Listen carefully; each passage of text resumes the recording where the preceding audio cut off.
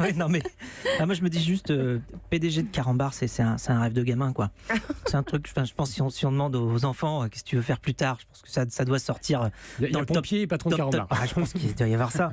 Donc vous devez être une star auprès de vos enfants ou de vos petits enfants. Enfin, ça doit être. J'ai pas encore de petits enfants, mais oui, c'est un beau métier. C'est un beau métier de vendre de la gourmandise, de vendre des marques un peu mythiques et iconiques. Alors c'est pas que facile, d'abord parce que fabriquer en France, quand on connaît les coûts salariaux par rapport à l'Espagne et à la Pologne, aujourd'hui c'est pas gagné. J'insiste, c'est plutôt une ambition, c'est plutôt un challenge.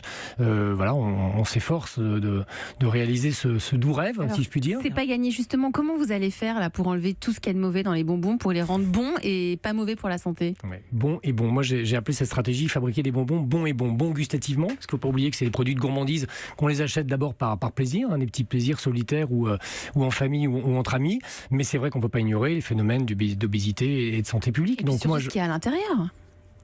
Alors ça dépend lesquels. Mais comment allez-vous faire pour les rendre plus sains? Nous on a l'ambition et c'est aussi l'avantage d'être entrepreneur privé. Moi je fais mes choix. Retirer les graisses animales, la gélatine animale à l'intérieur par exemple. On va être très très déterminé sur ces sujets-là. D'abord en tout début d'année on a donné un signe important. On a enlevé ce qu'on appelle le dioxyne de titane. C'est un ingrédient qui était assez critiqué. On l'a enlevé de tous nos produits et de Malabar en particulier.